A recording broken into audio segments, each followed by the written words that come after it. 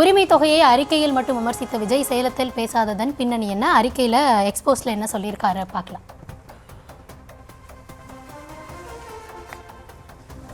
S, புதிதாக கோடைக்கால சிறப்பு தொகை 2000 என திடீரென அறிவித்தது எப்படி? இந்த ஆண்டு மட்டும்தான் கோடைக்காலம் வருகிறதா? வழக்கமாக மாதந்தோறும் 15 தேதி வரவு வைக்கப்படும், இந்த மாதம் 13ஆம் தேதி வர வச்சது ஏன்?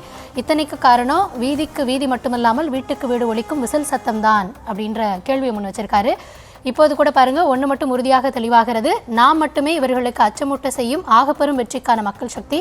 அது மட்டுமா இவர்களை வலிய நல்லது செய்ய வைக்கும் வலிமையான அரசியல் பெருவிசையும் நாம் தான் அப்படின்ற வகையில் அவங்களுடைய எக்ஸ்போஸ்ட் இருக்குது. திமுக அரசுக்கு தேர்தல் தோல்விக்கான திகில் ஊட்டும் அளவிற்கு விசிலூதும் தமிழ்நாட்டு மகளிருக்கு என் மனமார்ந்த நன்றி அப்படின்றதையும் தாவேக தலைவர் பேசியிருக்காரு.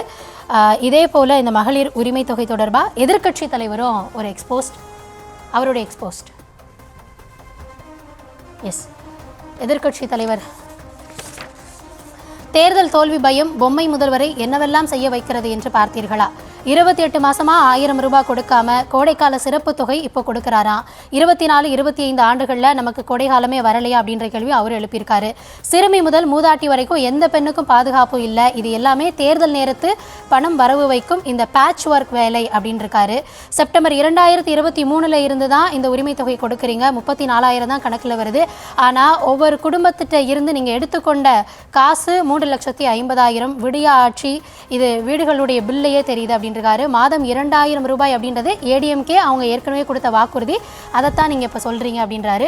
யாரும் எந்த ஒரு திட்டத்தையும் தடுக்காத போதிலும் நீங்களா வந்து ஐயோ முடக்க பார்க்குறாங்க அப்படின்னு சொல்கிறத பார்த்தா வேடிக்கையாக இருக்குது.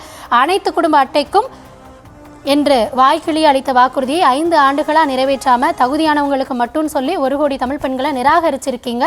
அதிமுக ஆட்சிக்கு வந்தனையும் குலவிளக்கு திட்டத்தின் மூலமாக எல்லாருக்குமே குடும்ப அட்டைதாரர்களுக்கு மாதம் 2000 ரூபாய் அப்படின்றத அவர் தரப்பில் அதிமுக பதிவு பண்ணியிருக்காங்க. அடுத்ததா பாமகல இருந்து அன்புமணி அவர்களும் இதுக்கு ஒரு எக்ஸ்போஸ்ட் இருக்கு.